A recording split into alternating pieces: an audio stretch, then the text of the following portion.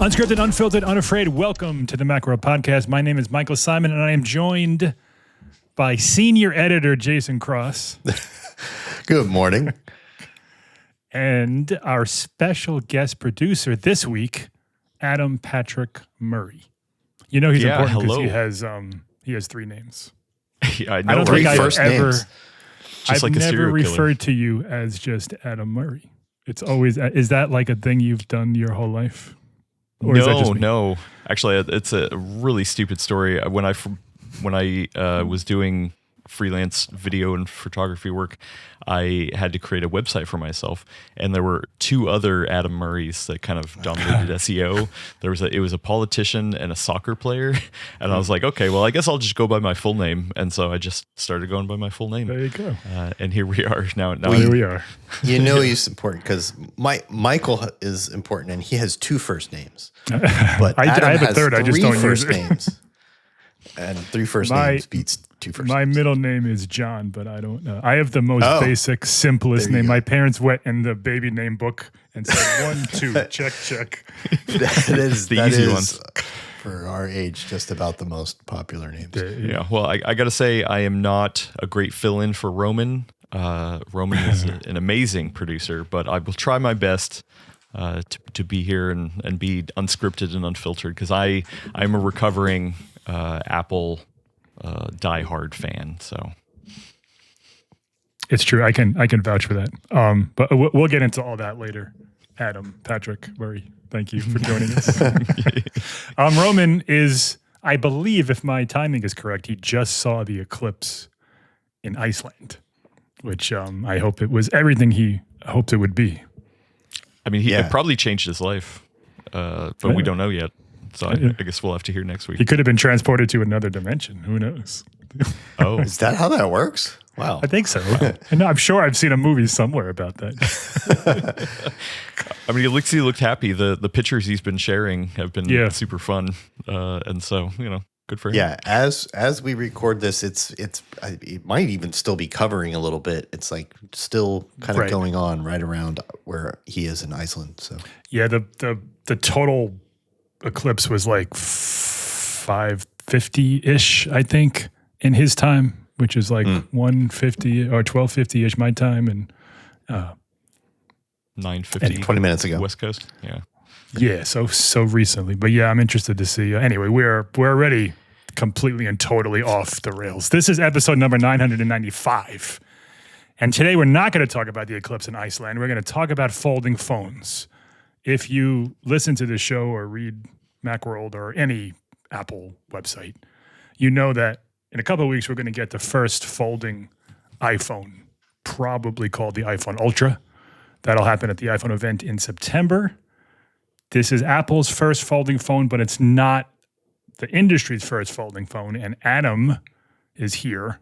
Adam Patrick Murray is here because he's actually something of a folding phone enthusiast. He uses the Samsung Z Galaxy 8 or 7 or something phone. No. So, he's not that phone. Look at him. He's not anymore. My notes have failed me. Wow, wrong. I had to look it up because I had forgotten that, Mike, you and we saw the very first folding phones at Mobile World Congress 2019. I thought it was 2018. It was behind like a glass thing, like we couldn't touch them or anything. Well, the Samsung one. Yeah, the Samsung one was behind this huge glass cube. Yeah, and like you could kind of look at it, but no, we saw the Huawei one, and then there was that other company that's just a footnote in history. Do you remember the official first one that launched? Yeah, like a Royale Flex. Oh yes, there it is, the Royale Flex. Yeah, that thing was. We should look up where that company is now, but and the Huawei one, unfortunately, a footnote in history. But we come on, we knew Samsung was going to be the biggest player in it anyway. Sure. We didn't really get to test it. I was interested. Like, I am somebody who always likes the biggest phone that I can get. Like, I need as much screen real estate as I can. I have big pockets. Back in high school, I was a Genco guy, so I could just fit as big a thing as I wanted in there. I always liked the allure of having the ability to have a huge screen at any time I wanted. So are you rocking a folding phone now or? Yeah. So, what was it? The Samsung Galaxy Z Fold 3 was my first one that I daily drove.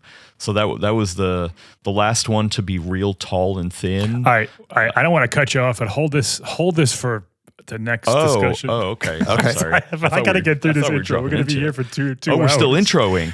Oh, man. I'm sorry. I thought you were segueing, No, not yet. Okay. All right, so hold all that stuff. We'll talk to Adam about his folding phone, of which is not the I'll keep it in my Galaxy pocket for now. Z Fold 8 or whatever it is.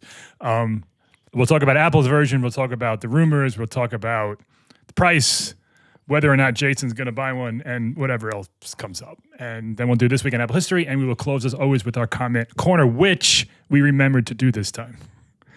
Speaking of that, I just, there's a shocking lack of Roman comments from you listeners. If anyone's listening, we're going to extend it.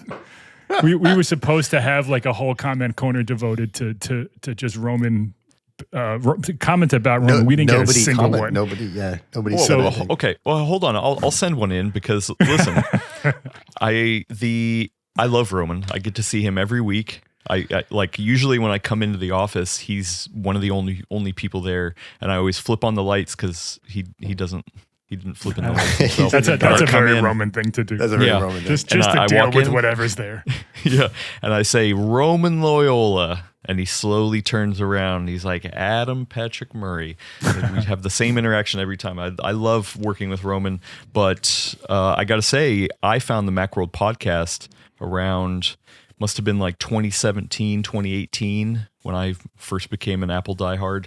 And I used to love when Roman would come on and he would come on specifically for the Macworld Pundit Showdown. And like I always just thought, dude, Roman was the coolest dude just walking in there. He's chill. He doesn't talk too much, but when he does say something, it's impactful and he's funny. Like, and I was glad to be able to now work with him. So I'm not ragging on him or anything. I don't know if you're asking for people to roast him. Well, no, I mean, listen, I know that's my Roman comment. I just wanted one. We just want to talk about him when he's not here. Yeah, really. That's exactly it. But I'm going to extend it to when he is here because I'm upset. I with do all gotta you say, listeners. No one's sending anything. I'll hear a couple more Roman comments. I am a huge fan of the beard. I'm really sad that he shaved it because I'm really digging the beard. Yeah. So hopefully he brings it back. Also, I will say, I mean, this is not put him on blast or anything, but he has pretty thick glasses. And back when we used to do video more often together, we had to work really hard to make sure that the reflection wasn't in his glasses. Whether he usually what happens. A little bit. He does. Well, usually what happens is like the front lens is what the front of the lens is what is getting the reflection. His is so curved on the inside that the reflection is actually happening on the inside. So I'm a video professional, have been for a long time, and I love lighting stuff. But yeah, Roman trying to get that right light. That's why I did so much work for where he podcasts. That's why you have to turn on the lights when you come in. That's why he's in the dark all the time. You broke him. Now he's afraid to have the lights on anywhere. No, it's fun. I love working with Roman. Yeah. We all do. But wow, you just say that so dismissively. Yeah. We all do. But we want people to write in. I'm trying to complain move the about show Roman. along, Adam. Okay. All right, move on. Send your Roman comments to us at you can find us through Blue Sky Facebook thread. Search for Macworld, look for the blue mouse logo. Send an email to podcast@macworld.com. Send us a personal email. Comment under a video. Comment under a post. Anything that has to do with Roman, good or bad. It's fine. We want to have a comment corner dedicated to Roman that isn't just from Adam Patrick Murray. So send us your comments. Okay. Before the folding stuff, Adam, Jason and I going to talk a little bit about not this year's phone, but next year's phone. So next year is the 20th anniversary of the iPhone, and 10 years ago. Okay. Hold on, you guys are already looking that far. You haven't even seen the new stuff, and you're like, "Oh, I can't wait to see what's coming next." Go out like 3-4 years. Yeah. Really, that's still happening. Oh man, we don't care about this one. We always care about the next one. Okay. So 10 years ago, all the rumors for next month started at this time last year. Yeah, right.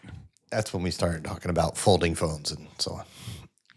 So yeah, next year's the 20th anniversary. In 2017, which was the 10th anniversary, we got the iPhone 10, the iPhone X, and so we've been hearing for a while that for the 20th anniversary, Apple was going to do something similar in the sense that it's going to dramatically redesign its existing phone with this edge-to-edge glass design and curved bezel-less edges and maybe a small little Face ID camera hole or none at all.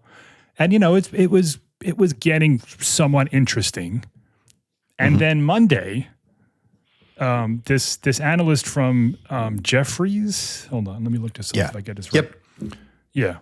He cut Apple his stock recommendation to basically sell. Like it's not worth holding anymore, or it's not worth buying anymore, because Apple had apparently canceled the entire iPhone 20 project, which was somewhat shocking because we had heard a lot about the it. 20th anniversary. Yeah, so next year's edition. phone, he was saying that it's not happening.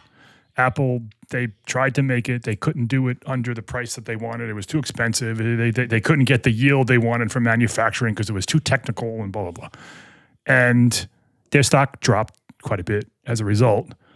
And then... Now, that I need to put context in, because this is the thing that bothers me so much. Okay, sure, go.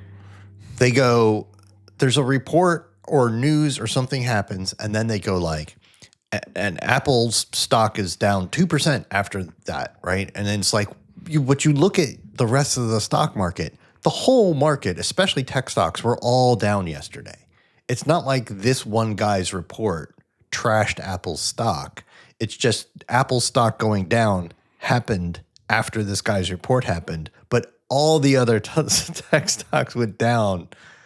Was it 2 days ago when this came out? It's like... It's not like he's changed his recommendation from a buy to a hold or a hold to a sell or something, and then Apple stock went down 2%. It's just Apple's stock went down 2% Monday, just like Nvidia's stock went down 2% and Intel's stock went down 2%. And everybody's stock went down 2% in the tech sector. Yeah, I agree. And maybe it was unrelated, but he's a fairly well-known analyst who was picked up all over the place and by financial people, not just us. And, only financial people. Yeah. He's a I financial have to assume that it had some effect on the stock, but regardless, we're not a stock. I'm not a stock expert by any stretch, and I have no idea. But regardless, the report was out there. And then a few hours later, Mark Gurman, who is not a financial analyst, but he is a Apple plugged-in leaker, published a report that said, no, the 20th anniversary iPhone is happening, and maybe it shifted from its original plan years ago, but it's where there's still going to be the all-glass thing, and it's still happening. And, it's rare that kind of stuff happens in the rumor sphere. Like we get wrong rumors all the time, and they just kind of float off, and we never hear from them again. Yes, Adam. I got a question down here in front. Adam Patrick Murray from PC World. No, the question I have is because I should preface this. I'm not as locked in the Apple ecosystem anymore. When does the new CEO take charge? September 1st. September 1st of this year. Weeks. This year. Yeah, in a couple weeks. Okay, so this upcoming iPhone launch will be the first products like launched under his reign. Yeah, this obviously not developed under his reign, but yeah, the new folding and the iPhone 18 Pro, all the stuff being announced next month. He's gonna the big of Apple event, probably second week of September, is going to be the first one that he's like the main guy hosting. We probably won't see Tim Cook at all. So maybe a little message from him saying thank you. I don't know, but yeah. I mean, he did that at WWDC. He might not be part of the presentation. He might not be a part of it at all. Yeah. Okay. So, but then even next year's thing has been in development long enough that this isn't the brainchild of the new guy either, right? No. If you want to assign anything to this guy, he was the VP of hardware engineering, so he has been like the champion of certain specific products before. The iPhone Air was a good example of a product that people claim was kind of his baby from the get-go. And this upcoming folding iPhone was also something that he was very deeply involved with in his role as a VP of hardware engineering. So, Okay. Well, but I just wonder if, this whole anniversary thing is, it's somewhat coinciding also with him taking reins. Maybe that would be a time to be like, hey, you know what, we're going to pull out of the stops and try to make a splash, especially because like Tim Cook has not been known to be somebody who has had a lot of successful new product launches under his belt, right? Yeah, that's one of those things where he's not known for that, but he absolutely has. Like, we can't. We don't talk have about that all the time. Yeah, but we don't. All right. I'm gonna tease, Adam. You can tune in. Oh, August 25th. We're gonna do a whole Tim Cook show. What he's done. Oh, good. What good stuff, bad stuff, his whole legacy. So if you want to know his impact on Apple, which is sizable, and the products he helped develop and launch, listen then, because I'm already, we're 20 minutes in and I'm nowhere near the main segment. Okay. All right. Yeah. Rumors. Yeah. So Jason, it seemed as though Gurman's report was fed to him by an Apple person pretty high up that said, hey, we don't want this news out there. It just seemed to me, it was awfully targeted because Gurman, he obviously has extremely high level. Sorry, he's rarely wrong.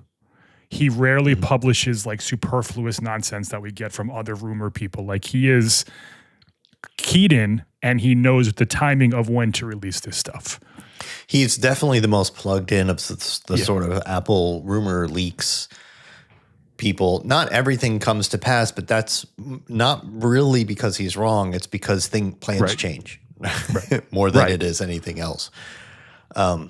So yeah, and I don't know who his sources, like how high up his sources, but it's clear that like the financial analyst said that they were speaking to and got this information from the supply chain people within the Apple supply chain.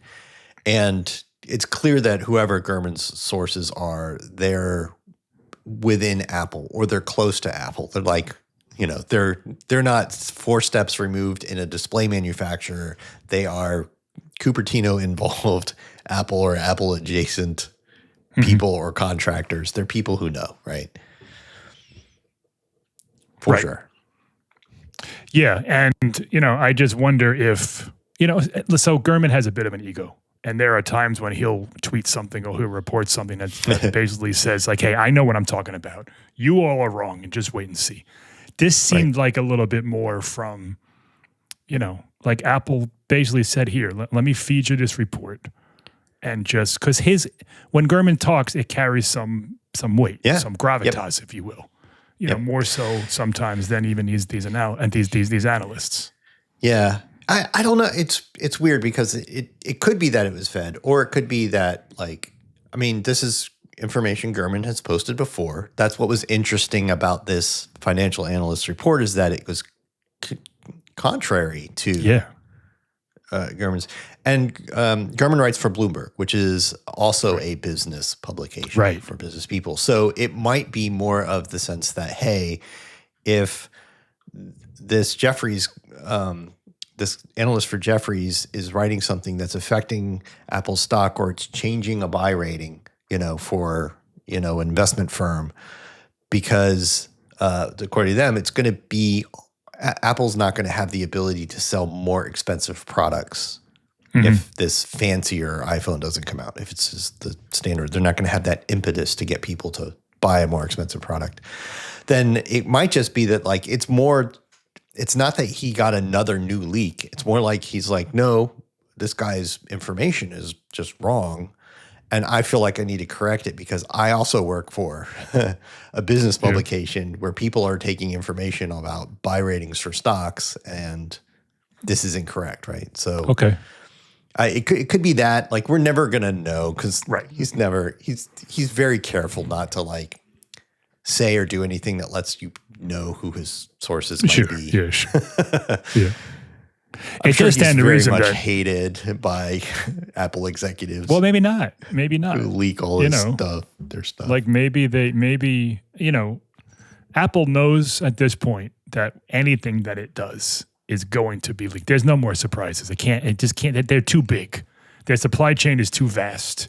their company is too massive. But they work really, for there not to really have hard leaks. not to have that happen. And they extremely punish like employees who leak things, and suppliers, and the contracts that they have are extremely tight about secrecy and stuff. It still happens because they're like the biggest tech company in the world, and of course it's good. But they really, really try not to let this happen. They do, which makes me believe that Gurman is friendly with someone who is looking the other way. You think they're feeding Because him? You think Apple intentionally feeds him I can't imagine that they're information? I can't imagine they would. I would say it actually happens way more than people realize. Like, I mean, because we have it on the PC side as well. Like, Yeah. you know, I mean, they're always testing the waters, putting some information out there just to see what the audience is going to react to. So I've heard of plenty of instances where, you know, it's not maybe intentionally manufactured, but maybe just, oh, hey, you know what, we're infighting between these two teams, and we want to go this way and with a product, and they want to go this way with a product. Why don't we just kind of like test the waters and throw something out Right. there and get some information? So, like, I think it's pretty natural part of the business process. Unfortunately, Yeah, and Apple is so intrinsically culturally tied with rumors. I don't think it hurts their sales. If anything, it helps their sales. You know, as Yeah, I proven don't over think the last how many regular- years. Yeah, Regular people, I don't think, are dialed in on the rumors at all. Right. Like, like your average everyday person with an iPhone has absolutely no idea what all these like leaks and rumors are about. I still get people asking me when the new iPhone's coming out. All the time. yeah, sure. Constantly. It's September. It's always September. It's been September for like 15 years. or somebody will buy one now, you know, and then be like, oh, there's a new one. Why did nobody tell me? Like, Right. it's- So, I don't think people are that dialed in. If I can ask real quick, what do you guys want from an anniversary phone? Like, what do you think would make a big enough splash to be the 20th anniversary of the iPhone, the phone that changed the course of history? Well, so that with the iPhone 10, first of all, they skipped 9 so that they could call it the 10. They released the 8, which was a regular iPhone, the 8, the 8 Plus, and the 10 at the same time. But the 10 was the one that was like, they said, this is going to set up what an iPhone is for the next decade. right. Which we're now at Which the end of. did. Yeah, And it was not just a redesign, it was a suite of technologies that kind of every iPhone has. They got rid of the home button and made it an all display front. They got rid of Touch ID because they got rid of the home button and added Face ID. It was the first one with an OLED display. It was there was a camera change too. I'm trying to remember what the camera change was. They had done dual cameras for a while. Yeah. I don't think it was a huge change, but yeah, it was. There was definitely an upgrade wireless involved. charging. That was the other thing. It was the first with wireless charging. Yeah, the 8 had that too, but yeah. Yeah, but that year, that was the Right. So that, and they were like, these are the things that like every iPhone after that was going to be like that. And with the exception of the SEs just hanging on and using like old designs for a while, that was true. I don't know if the same can be true of a 20th anniversary iPhone, but that's what I would like to see. I would like to see it not just be like, oh, they made it so the edges all curve down so it kind of looks like it's all screen. Like, is every iPhone going to be like that from now on? Are they going to do, like, I just want to see some new technologies that we can say, oh, these are what iPhones are going to be like for the next 10 years. It's going to be an evolution of this, but it's like, this is the thing. So I hope for something more than just like, people are calling it like quad edge, curved edges or something because the edges will curve down on all sides. I mean, okay, that's nice, that's neat, but is that the iPhone design language for the next 10 years? So I want to see them do stuff with like how do the cameras change on the back? Maybe they make them all flush. Maybe they start putting everything in a horizontal bar instead of that big square circle. Maybe they will go to no more dynamic island, no more cutout. It's all just whether there's a punch hole, there's nothing there. They're just not going to make that an interface element with a big space. They're going to do some under display stuff. But whatever it is, I just want to see something that is not just this phone is fancy, but like this is the future of iPhones in general. Yeah, I agree. It doesn't sound like that's what this is. Yeah, the- I don't know that it could yeah. be because they keep pushing things so far. Right. Like what is left to do? So Why I wouldn't they think- save? Why wouldn't they save the folding stuff? Yeah, that's a Because good. I mean, that That's seems like right. the big anniversary, right? Exactly. Yeah, that's a good I point. agree. Let's just use that as Roman's transition into the folding phone segment. I absolutely agree. This is the future that Jason just described, in the Right. sense that it's a different. The gestures are going to be different. Navigation is going to be different. Obviously the look and the feel and the whole functionality of the device. When the iPhone 10 arrived, it was a complete change overhaul to iOS and the iPhone. You got gesture navigation, the home button went away, everything Yeah. changed. They had to change how multitasking worked because you didn't Right. like double tap the home button. Like the taking away the home button changed the way you used it. Right. They had the little notch. We started to see notches and everything. Yeah. Notch was all anyone could talk about. Like it were massive changes, right? Yeah, and they didn't And do the like that folding virtual iPhone is home that. button. They yeah. So much like Apple changed the interface and the whole kind of design language of iOS, the folding phone, we don't know yet what the folding version of iOS 27 is going to look like, but we assume it's going to be functionally different. We didn't know going into the iPhone 10 either, because Samsung and others, they like that, all glass front was a thing on Android phones for a while. Mm-hmm. What they had was a virtual home button. It was a little button that you pressed at the bottom of the screen. Apple didn't do that. They created that bar and you had to swipe and this and that. I have to assume the home button is going to do more than just give us the iPad interface and say, here you go, it's on a phone now. Like it's You mean the folding iPhone, the iPhone Yeah. Ultra or whatever? Yeah. I have to assume they've thought about how, because it's yes, it opens up to a tablet size, but you're going to be using it this way and this way. You're opening it, you're closing it. Like it's got to be different than just Yeah, it has an outside screen, and the aspect ratios are all different. Like they're not, when it's closed, it is a squatter wider thing than a typical iPhone. So the outside screen is not going to be shaped like a normal iPhone. And then of course when you open it up, it's horizontal. That horizontal aspect ratio is not quite the same as just turning an iPad mini on its side. It's a little different. And so they're already doing a lot of work on their apps to make them these reactive apps that just scale, right? To like different sizes. They've been doing that for years because you can run your apps, like iPad apps on a Mac, right? And so to make things fit and everything. So there's been a lot of work, like frameworks and stuff like that, to make this happen. They've been pushing developers to use it. But what about like just core interface things? Like what about like the standard how you operate? It's going to look familiar. It has to work with all your existing apps. Like whether they have bars on the side or something, they're not just going to be like all new apps. Everybody has to make completely new apps. Can I ask for a quick how different are the underpinnings between iOS and iPad OS? I'm sorry, iPhone, whatever the naming convention is. But It's iPad OS. Could you have the iPhone on the outer screen, and then when you open it up, you get the iPad version of stuff? Yeah, I mean, as far as like when they get updated together. Like they're built on the same foundation. Right. In my mind, functionally, when I sit down to use an iPad, I approach it differently than when I use my phone. And I think opening up the phone doesn't just automatically say, "Oh, now you're using a tablet." I think there needs to be some kind of a transition between those two. It's not just an interface, but just like the way you approach using it. At a low level, iOS and iPad OS are very, very similar. And then, like you said, they get updated at the same time and everything. But they do have different interface conventions and features, and the apps are not identical. There are iPad apps that are not iPhone apps and vice versa.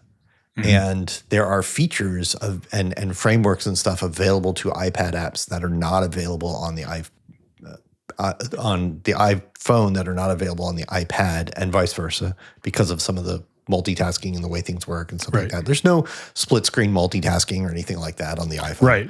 That's Right. the biggest thing. Yeah. Which, I mean, for me, when I think about how I use my phone and have used folding phones. So for a bit, which one do you have? I don't think we ever answered that question. Sorry, yeah. So I started on the Z Fold 3. That was 2021, I think, when that got released. I can talk about the certain things I liked and didn't like about that, but then I quickly moved off. Not quickly, but after that, I had the OnePlus Open. So that was OnePlus's folding phone. It was the only folding phone they're probably ever going to make, and I love that phone. Really, the only reason why I moved off that one is because it was just starting to get worn down and slower. Performance wise and stuff, but recently Motorola sent over the Moto Fold. No, what is it? The Razr Fold. I think that's their naming convention. So yeah, I've been on 3 generations now of daily folding phones, and yeah, the way there are certain things that I use, in the folding nature of it, in different kind of ways, and I'm actually kind of a little bit of a skeptic when it comes to the more fatter, squatter ones that have been released before, and I was surprised when iPhone was going to go that way, except for the whole idea that if iPhone was maybe going to try to bridge that gap between the iPad and say, hey, you know what, when you open it up, you're going to expect a completely different experience, because I mean that is as a Android fan and a Apple hater myself, I will say, I can already say right now, whatever Apple comes up with in terms of software features and the experience is probably going to leapfrog whatever Android has right now. And that is kind of one of the biggest downsides, is that there are still pains, even all these years later, there's still pains of Android apps trying to adapt to a wider display, especially if you already have one open. It'll scale differently than if if I launch an app on the outside screen and then open it up, it'll react different than if I open it up and launch the app from there. YouTube is one of the ones. I see what you mean. It'll actually change the layout of certain things, and so I expect Apple to do way better about that stuff. Yeah, I feel like there'll be a consistency. There may be things where they enable developers to put features in for the folding phone that all your existing apps will work, but app developers can update their apps and add these special features that have when it's something open, to do with when it's open, or about the transition from opening to folding, or any of this other stuff. What we don't know, we just don't. We have so much information about the hardware from leaks. Right. We have no information about the software. So is it gonna? They added windowed multitasking to iPads and stuff. Is it gonna have any multitasking at all? There's none on iPhones. Must. It's That would be crazy. At the very least. Wait, when you iPhone still open doesn't it. have multitasking? Not in the sense that you can put apps side by side. You can quickly switch between them, but no. You said all the time, even on the outer screen.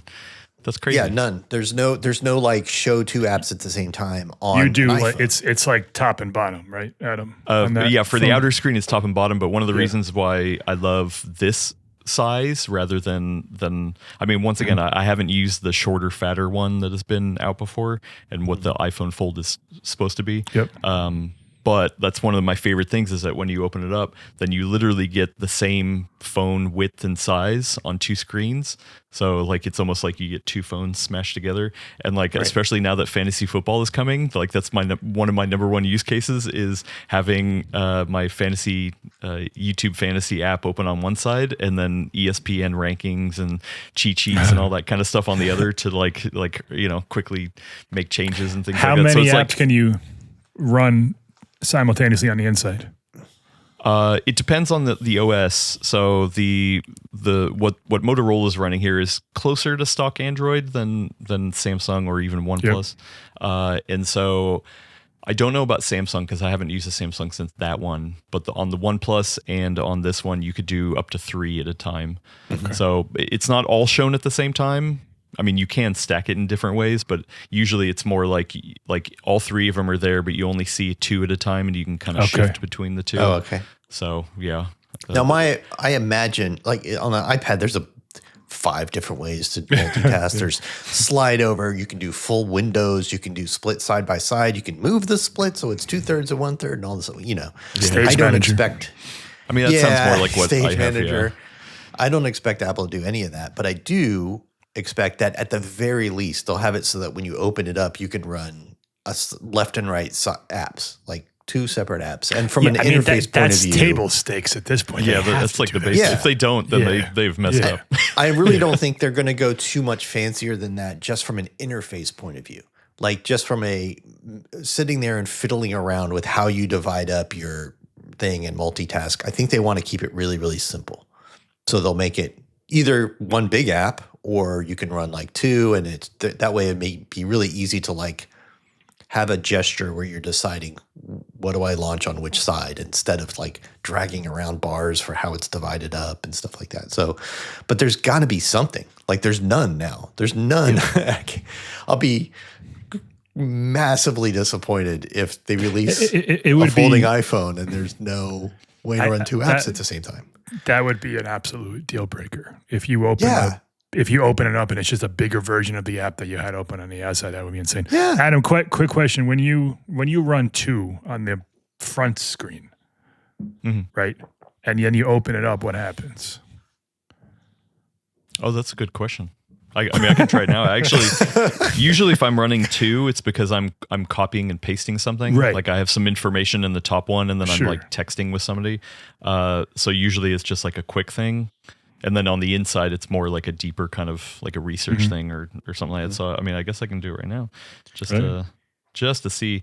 I will say that usually Android is actually pretty good about that because the other folding options are like the flips, right? Yeah, the vertical flips. Yeah. And my wife swears by those because she's a small phone lover. She loves her phones to be small. And so she does so much of her daily phone on that outer half size screen. That little tiny thing? Yeah. And like the way that it reacts to being so small, it sometimes is like a little wonky, but for the most part, she can do almost everything that she wants to on that outer screen. And then if she wants something bigger, then she flips it open, which I mean, I would love to see what iPhone does on that front too. There's been rumors they're working on that, and it'd be a couple of years behind the big one. Okay, yeah. So I'm gonna do 2 apps here. So I'm not gonna show my screen just in case it's sensitive material. But yeah, I've got yeah, one on the top, one on the bottom, and then I open up. Oh, and then it just goes side by side. Okay. Okay. Yeah. Okay. So It opens those 2 side by side. All right. which would make sense. How often, Adam, I don't know, percentage or whatever, how often do you use how often do you open it to do like normal quick? Like I'll like all throughout the day, I'll open up my iPhone, I'll click on it for 2 seconds, and I'll put it back in my pocket. Like how often do you think you use the full opened version of that phone?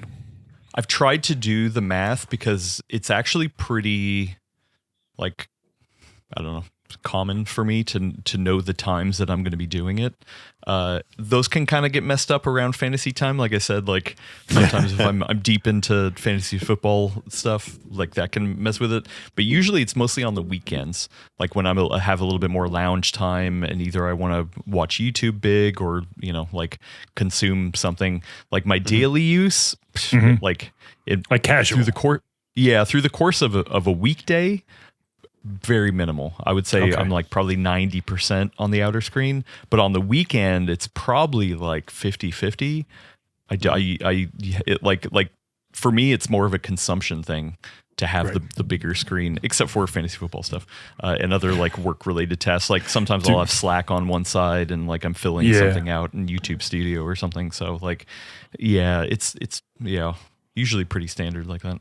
Do you have a tablet, or did you ever have a tablet and just replaced it? I have had tablets. I mean, who's it? Lenovo sent me one of their gaming ones recently. So yeah, but the tablet form factor just does nothing for me right now. Like actually, if I had a tablet that folded down, maybe, but like I can do pretty much everything I want to do on this one. That the bigger tablet, doesn't really do anything for me. Except I should say I don't use the pen stuff. I don't like do a lot of illustrations or anything like that. The Moto one does. Motorola did send over a pen, but I don't know if I've ever used it. So that's another thing that we don't know. Yeah. Yeah, there's a lot of Android phones that have a stylus of some kind. Never been an iPhone that supported Apple Pencil, Right. and certainly it's too big to sort of dock with an iPhone or charge or anything. So I really wonder, like, would it support Apple Pencil? And then if so, is it an issue that, like, how do you charge it? Right now, you charge an Apple Pencil by like magnetically sticking it on your iPad and it charges.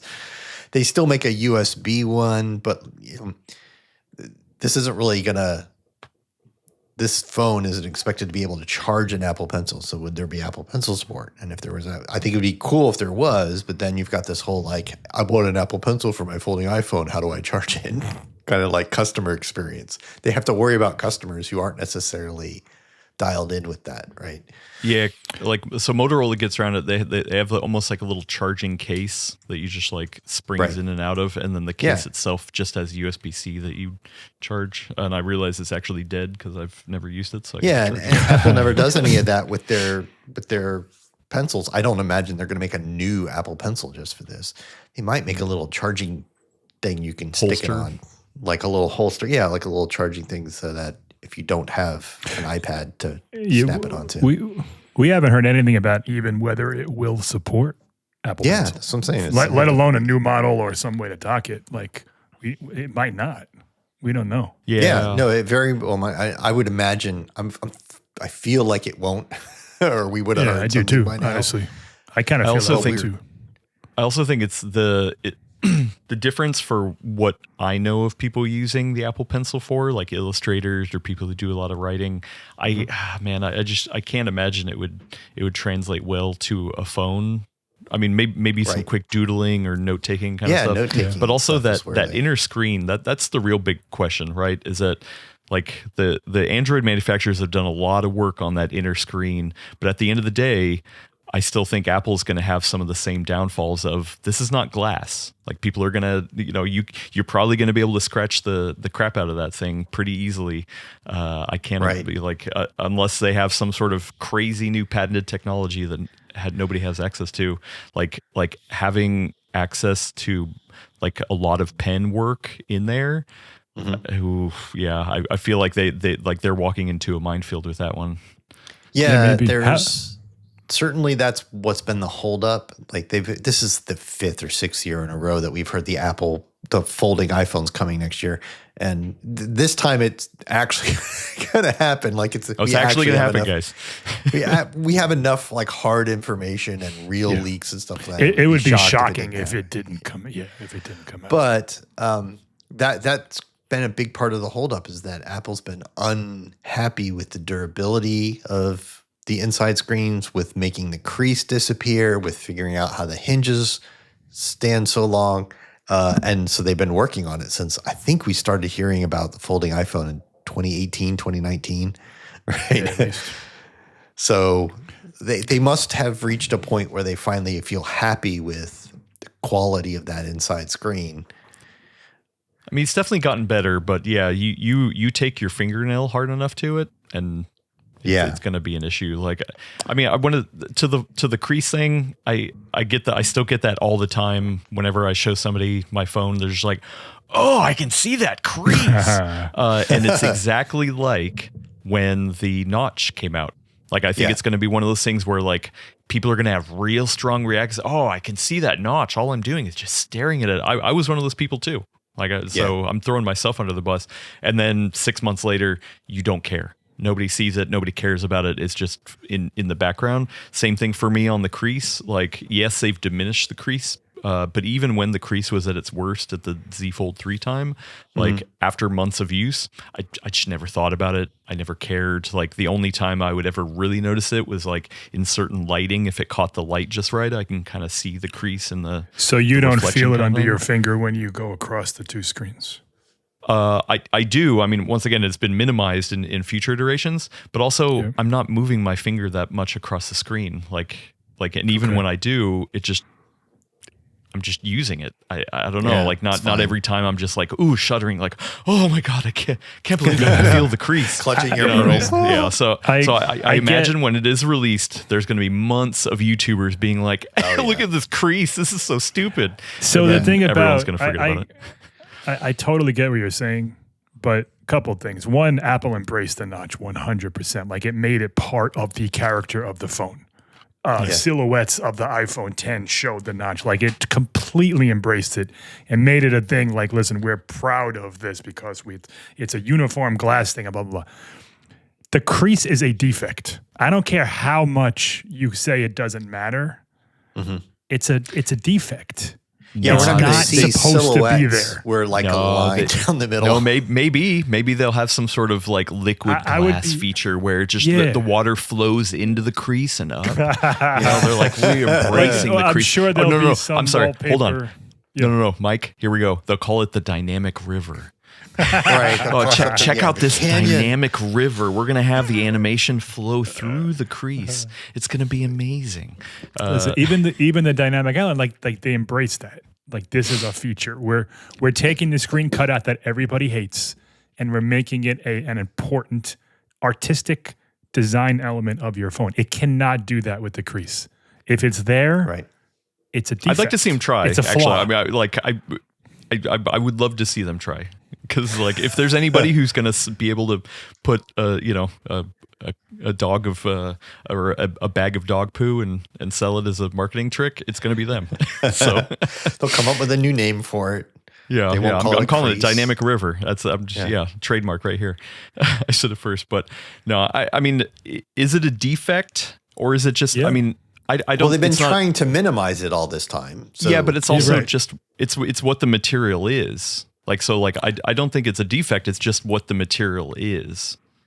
So like, no, I understand what you're saying. No, I'm using the word defect in the sense that people are going to touch it and it's not supposed to be there.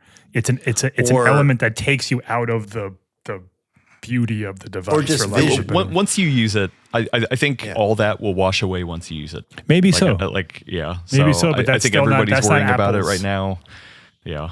That's not but Apple's also, thing. I mean, like, I do hope that they have figured out some way to push that technology forward, because then even the Android people are going to benefit afterward as well. So, please, make Samsung that a better makes issue. the display. We know that almost certainty that the display will be sourced from Samsung's manufacturing. But Apple comes up with the coding and all that, whatever. Yeah, they have different glass suppliers. Yeah. All this stuff. So I mean unfortunately, I think it's just inherent to the design. Like, will we ever have folding phones that aren't going to have the issue of it being a little bit more malleable than true glass? I don't know, but Apple has to know people are going to criticize it if there is any crease. That's the number one thing people are going to criticize. Of course. Yep. But like I said, with the notch, people criticized it, and then they stopped criticizing it. Yeah, but again, like that, they embrace that. I don't know how you embrace a crease. We'll see. We'll see if Apple's marketing can do it, but I don't know how. Well, and the other one too that is weird for me is that, once again, I haven't used any of the more squatter ones, but I'm really surprised they're going that way, because one of the things I actually did like about the Z Fold 3, and it was the last one to do it, is that it had a really tall, awkward aspect ratio on the outside, which was not great for scaling, and like ultimately it was not my favorite, but it was one of the easiest one-handed phones that I've had. Because two things: number one, because it was so thin and tall; number two, because it was so thick, because you actually had more to grip onto. Same thing with the OnePlus Open. The huge camera bump that it had actually was a nice little spot to put your finger, kind of like those pop sockets, to like hold it up. You know what I mean? Right. So this new Moto Fold or whatever is the Razor Fold.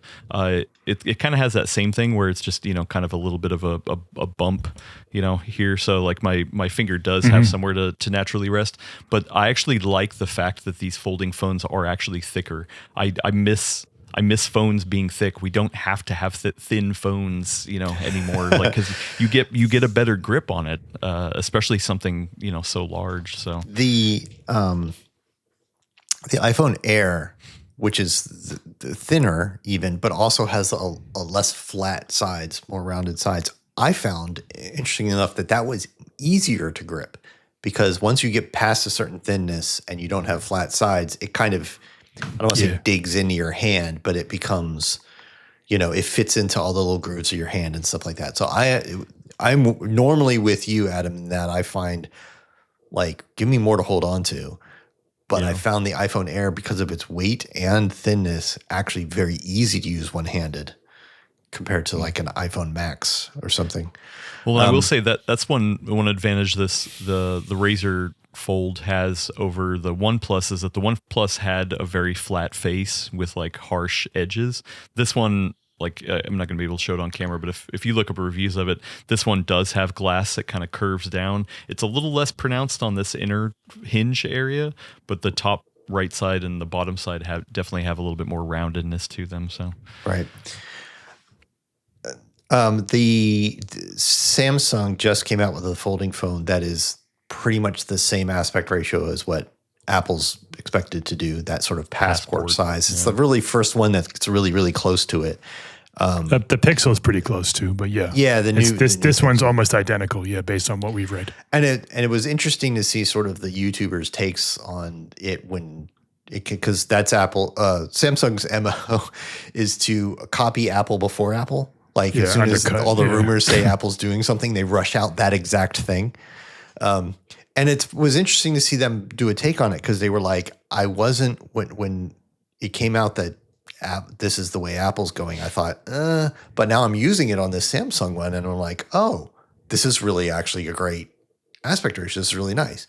I haven't used one, but that seems to be the universal reaction to this Samsung one is, oh, this aspect ratio really is great. So I have to imagine that after false starts with the folding phone for 8 years now, Apple has tried. They famously actually develop multiple versions of any product and try them out and pick the winner, right, to go with.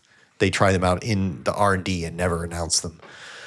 So I have to assume they tried the more traditional things. They tried a tall, narrow. They tried vertical. They tried all these things. And this is like the one that felt right or worked great with their software ideas or something.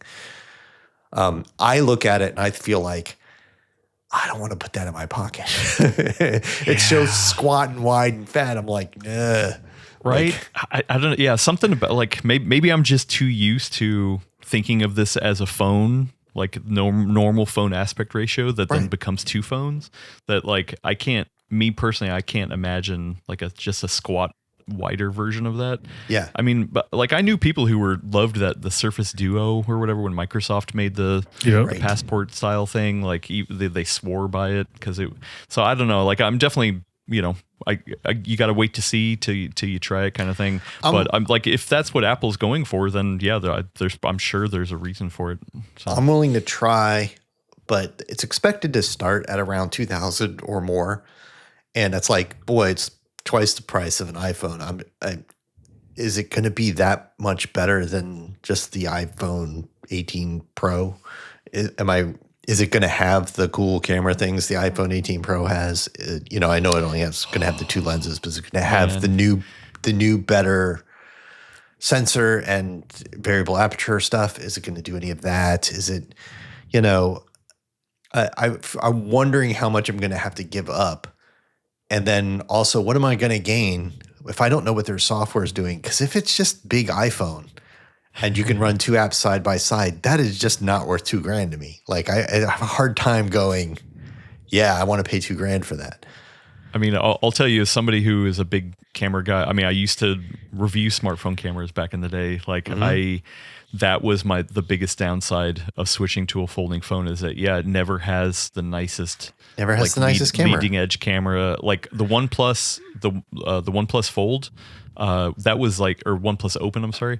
That one, one of the reasons why I switched to that one is because the camera in there actually was really good for the time. It wasn't leading, but it caught up to the other flagships, and then like it was awesome. But yeah, there's always that concession, and the other thing too is the camera bumps, depending on the placement, can really mess up sitting on a table like that. The Samsung ones, because they're up in the corner, like that table wobble drives you nuts. Luckily, the OnePlus and the Razer one, they're both centered enough that they don't have that wobble. But I guess I haven't seen the Apple one, but the cameras bump is going to be in the corner, right? It's Yeah, like unlike a the half iPhones. oval or something from what we've seen. Yeah, so the iPhones are now going with a whole raised plateau and cameras on the side, and even the cameras stick up a little bit from that, but it reduces that issue. Oh, okay, yeah, because that's like forget the crease. That's Yeah. the thing that would drive people crazy if there's a wobble like it is on Samsung. But I feel like the folding phone, it is going to go back to it's not a bar all the way across. not a It's supposed bar, to be from what we see, like an oval with two things. But I don't know if that's the front and the display's under it, or is that behind? I'm not quite I don't know sure how they're why doing these things. the all the renders we see, it does Yeah. so Apple introduced this plateau last year Mm-hmm. on the Pros and the Air, not the 17. And now this year it seems as though it's like half of a plateau, and I don't quite understand why they don't just go across I think and keep it has the to do thing. with when you open it. Do you want a bar going all the way across the middle of the back of your phone? that's a good question. Like that kind of Sure. you open it and you've got a bar halfway across the top of your phone. Whereas the oval, it's more like how an iPad just has a little camera bump, right? Okay, In the corner. that's a good call. So I think it's kind of like maybe it's that, but yeah, it's definitely gonna have a wobble. I hate that. I don't know this little squat folded thing. When I put it on my car's phone charger, is it going to fit? Like now it's wide and short. Like, We don't even know if it the has answer is MagSafe. no, right? Like, There was Don't even know reports if it had that MagSafe, that it didn't really. have MagSafe. There was some reports earlier on. We don't know for There's a sure. whole So, ecosystem of that. well, I know. it's expected to have wireless charging, but not necessarily but MagSafe. the magnet thing, yeah. Yeah, the magnet. that would be So, crazy. Like Adam, wireless here's my charging, I question. don't miss. As we try to wrap this up because it's over an hour. Okay. So you got yours Sorry. as a review unit, right? Yeah. Would you spend $1,900 on it? Not at launch, no. I mean, I can't speak to this on the Apple side. Maybe you guys can answer it better than me. But one of the great things on the Android side is that things get discounted pretty quickly. So like Right. that OnePlus, the OnePlus Open, like there was some deals like 9 months, a year later, where it was down to like $800, $900. You Yeah. know, like never so- on the Apple side. Never. Only through like Verizon. Verizon. You sign up for 3 years and you get this plan. Oh, and okay. Blah, blah, blah. Yeah, Trade because in like and, you can get really good deals on older generations of folding phones, which is personally what I would do if I was like in the market of that stuff. But So yeah, what do like, you think it's- buying it new, I don't think I would. Like, what's the price you'd be willing to pay? The most you'd be willing to pay for a folding phone? Like, I mean, the top tier flagship ones for anybody, like they're all pushing like $1,300, right? Oh, Yeah. more than that. Yeah, even the best. Well, Samsung ones are- the foldings quite are a bit like two, but the Yeah, I just the mean like Oh, regular phones. Yeah. yeah, 11, So 12, like, I mean, 1200. I would probably pay like 200 over that. Okay. You know, See, that's where I am. Like whatever the Apple's folding phone is, I would pay probably a $200 or $300 premium over their flagship non-folding phone. Like assuming it's also got a lot of other flagship features, and it's not going to be priced that way. It's going to be priced like $800 or $900 Yeah, well, more. so I wonder if like at one point Apple was looking at $14.99, and Yeah. with all the supply chain stuff and the design stuff and the hinge and it just kept pushing up and up and up. I wouldn't be surprised if this phone starts at $22.99. Quite frankly, with the issues that they're More having storage. with just Yeah, they might sourcing just throw in RAM a and little everything more else, storage. right? Yeah. It starts at 1 terabyte and it's $2,300. It could be. We'll see. Yeah, I don't know. I'm in that. I'm like usually when Apple has something new coming out, I know I'm going to get it. If not for my job, then because it's something that I want. I don't know. I honestly don't know if I'm going to be as impressed by this whole concept of a folding Apple phone, where I'm saying, all right, I'll give you $60 or $80 a month. I worry very much that we're about to get into a Vision Pro situation where it's Yeah. like you look at some of the software stuff they're doing, you're like, that's kind of neat, but that doesn't really help me. Like I'm not faster, better, easier, whatever with that. It's super expensive. And then the next thing you know, it doesn't get there's never a newer version or a more better priced version. It's 2 years later, and they're still doing the software updates that work on it, but it's not. Yeah. There's no third version of an iPhone Ultra. There's not a new one every year, a new folding iPhone every year. So yeah, I worry that they really have to make the case that from a usability standpoint, you're going to be able to do stuff with this that you just can't do with your iPhone. That's not just big iPhone, Right. 2 apps side by side. That's going to have to do something cool. Yeah. It's also, I mean, it's bad timing, right? Like we're the seeing, timing the same thing happened with the Steam Machine, right? Like the whole idea right. was it was going to be an easy living room gaming experience. It was going to come in somewhere around $700, $800 like the other consoles. And then it comes out at, over $1,000 and people are just like, okay, well, but it's a circumstance of the time. So like, this is definitely not going to help whatever the folding phone is at all. So. Yeah, it is the timing. They waited all this time, got everything right, or at least as right as they could, and then this whole memory supply crunch happens. And listen, it's Apple. They'll sell a bunch at the beginning. It'll sell out, all that stuff. But the question is, what happens a month and a half later when they are in stock? Are people actually are people still buying them in March, April next year? Right. And so we'll see. Oh, speaking of Vision Pro, Jason, Apple's going to start broadcasting baseball games in that, and you want me we to got to talk our Vision because Pro? Could you? Because I definitely want to. I need to figure out a way to do that. Anyway, I digress. You'll need to if you're farsighted, if you're nearsighted, if you're farsighted and you need glasses to read up close, you'll need to get glasses inserts. I'm the opposite, so I think it would work. Okay. Yeah. If you normally take your glasses off to read a book or something like that, then I think you can use it without just fine. So I'll box it up and I'll reset it, box it up and send it to you. Because that's fair, like my I don't think the folding phone's going to be a Vision Pro situation. Like, I don't think it's going to be that bad. No, I mean, like in a wider sense of like, they're not going to make one next year that's even better. And then the year after that, it's even better and a better price. And I mean, it's iPhone and it's the coolest iPhone. So it's definitely going to sell better than Vision Pro ever did. But I just wonder if it's kind of they need to sell millions for it to be successful as an iPhone. Yeah. A couple 100,000 ain't going to do it. Yeah. All right. Yeah. Well, thank you for your thoughts, Adam. This was really helpful. In fact, let's book a date after this thing comes out and Jason reviews it. You're welcome on again so we can talk about our thoughts and figure out where this whole thing lands.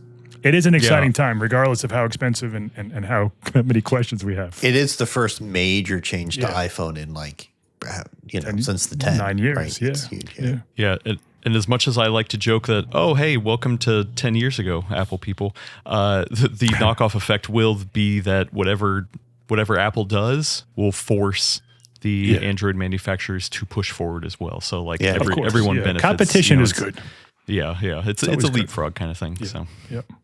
And it'll be instantly the best-selling single iPhone, a single folding phone model for sure. Yeah, it'll outsell everybody's folding. Yeah, phone. but that doesn't mean anything if it doesn't push the thing forward. And as we're saying, like, do we need this at all? But we'll find out in a couple of weeks. We're like a month away.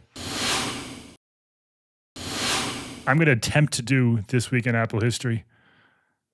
I did a terrible job. Look, my notes literally just list the product, so I had to do this on the fly. So I didn't even put down the date. All right, so the product is the Paramac G4 mirrored drive door design. Mirrored drive door design. So that one was the one. It was very silver, and the CD drive in the front was a mirror. like literally a mirror. Below that, it had a 4 USB slots that like kind of look like little teardrops. This product has lost to me in Apple history. This is the reason why I picked this one is because for one, it was hard to come up with August ones. For two, this was the last Power Mac G4 that was made because the Power Mac G5 came out 2 years later. It has mirror driver and those 4 USB ports at the bottom. They weren't just on the front; they were recessed at an angle. Yeah, almost like a guitar jack USB plug ports? Or something. Oh, maybe I never realized those were not. USB ports. No, maybe they're not. Maybe those are vents. They look like vents. I didn't know we that. Can get in touch with you Roman said USB. I thought to were. move this segment. Yeah, hey Roman, please tell us, are those USB ports? I don't think those are USB ports, dude. I don't think so. They look like vents. Not even vents, just some sort of like little flourish or something. I don't see anybody plugging it in. Oh, I see a replacement front panel. I don't think these are USB ports. That's fine. Yeah, I think that's just vents because they had this whole through airflow thing. That was in. It was really Apple's, pretty though. Yeah, that was. I remember in that era of Apple cases where they were like rounded like that. It was a standard PC case, a big tall, 4-liter or whatever, 5-liter PC case, but it was like it had these rounded corners and you could use the tops as handles, and it had that to open it, there was just a ring you popped up and the whole door came down. Whereas every consumer Windows PC, you were like unscrewing 4 screws with a screwdriver. They weren't even doing thumb screws. They were doing like screwdriver things. It was like this pain in the butt. And I remember PC fans buying these cases, like used cases from broken G4s, and you'd have to cut the back to make your motherboard fit. But they were putting in PC motherboards into these just because it was like a really great case, had really great airflow and everything was quiet. Dude, anything with transparent or translucent plastic, I'm all in. I'm a Y2K kid, so. So you both are correct. Those are ventilation holes in the front. Okay. And apparently it had some issues with cooling because I guess the chip got super hot. Oh yeah, those G4 chips got real hot. Yeah. So interesting postscript to this. 2 years later, the G5 came out, the Intel G5, and they put this model back on sale. A single 1.25 gigahertz PowerPC G4 model back on sale because these users needed Mac OS 9, and the new Intel machines only ran OS 10. So this 2 years later, or a year later, instead of being discontinued, they released it at a somewhat discounted price and specs specifically for that crowd. And as I read, I did do some research. Because the G5 supply was like instantly wiped out because people were so excited about it. This had like a short-lived little spike in popularity and then died off. So the G5 was my era. That's when I first got into Macs. Yep. So yeah, and the G5 wasn't an Intel chip. It was still a PowerPC. It was PowerPC. It was still an IBM PowerPC. It was the first dual core one, I think. When did when was Intel? The next one? 08? 09? Oh, good question. It had to have been 08, I think. Yeah. Hold on. But Mac Pro. They just called it Mac Pro. Yeah. They switched from Power Mac to Mac Pro nomenclature. Yep. Oh, 06. Oh, okay. I was a couple years off. Mm-hmm. Oh, so then the first G5 was PowerPC, but regardless, it was this still stuck PowerPC, around. But it was way better because that was OS 10 only, and this was OS 9. Could run OS 9. I like handles on my PCs. I do too. Like I miss these days. My first Mac was a G4. It wasn't this model. It was the graphite model, but I had no use for this kind of computing power. Certainly not back then. But I just liked it, and you could get them relatively cheap if you waited a year. It was different. Apple was different back then. If you go into CompUSA, they would discount stuff, and it's not that way anymore. Now you're spending $7,000 for a Mac Studio, and that you like it or not. But back then you could buy high end machines, and I had fun pretending like I was a pro. You know, you could open it up and add RAM and Yeah, you tinker could around. actually change things. It was, Yeah. it What was a the novel good old days. concept. I learned a lot about computers in general from my first G4. It's different now. It's just different times, different ways of approaching computing. Yeah. Interesting Okay. point in history. Yeah. It'll be better next week, people, when Roman's back. We miss you, much Roman. better. We can't do too good a job. Then. Yeah, job security for Roman. That's right. We're tanking it to keep him around. So that is this week in Apple history. And now for another botch segment. Here comes Comment Corner. And Here comes. We you wanna have start? comments Because this time.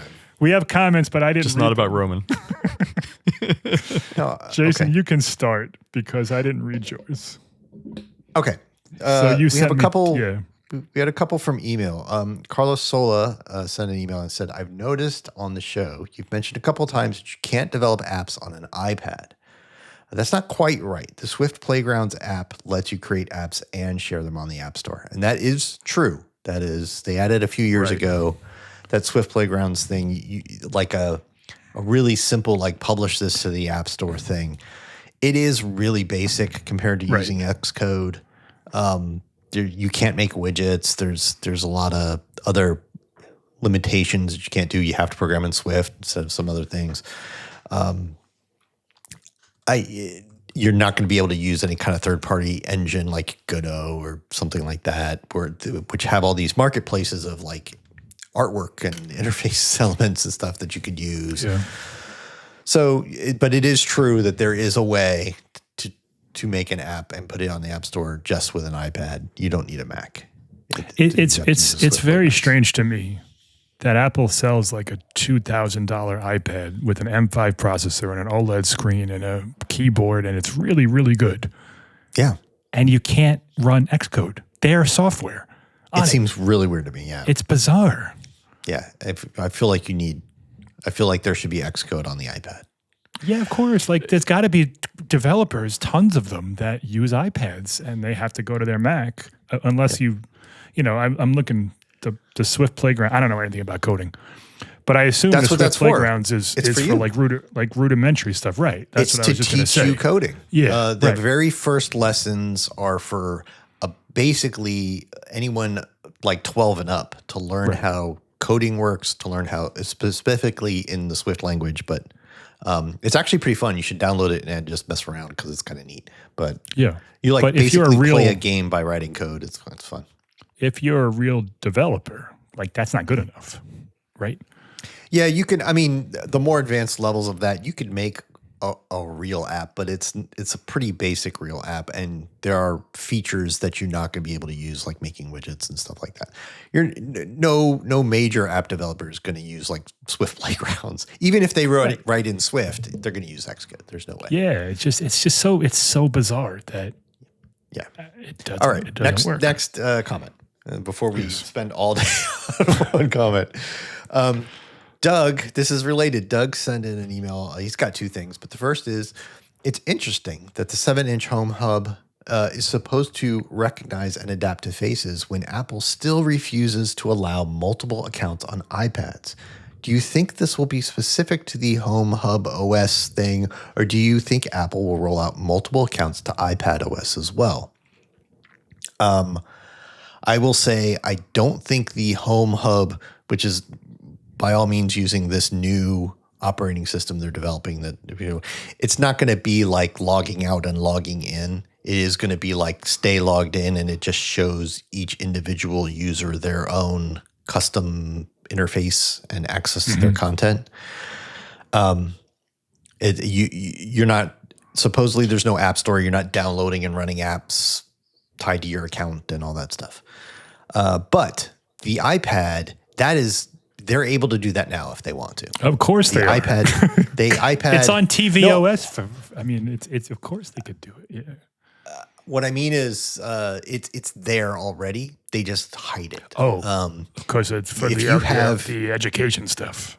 If you have an education or business account that uses Apple's device management software, then you can set it to have multiple different people log in. what they call a shared iPad, and that person logs in, they only have access to their account and information. And of course, you on the management software side get to decide what did they allowed to install and all the other typical device management stuff for businesses or for education. So it's there. But for regular consumers, Apple just chooses not to allow you to have multiple accounts on an iPad. It would be a trivial thing for them to change. They'd be able to do it in a month. With iPads costing quite a bit now, it would be a perfect time to roll that out.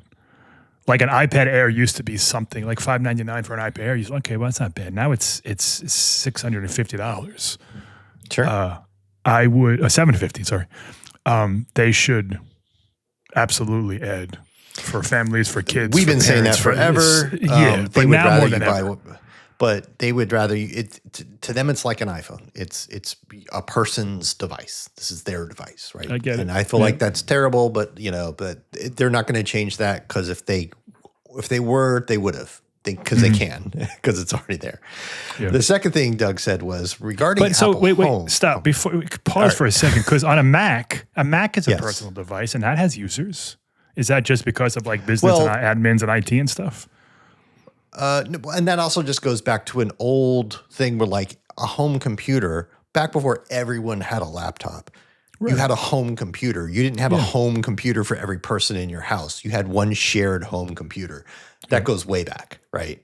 That goes way back before, laptops were 90% of the market. Sure. So that's why, I mean, Macs are meant to run on a home computer that different people in your home share. And so it's a legacy of that. If they started with personal devices that cost $1,000, like personal portable devices, maybe they wouldn't have.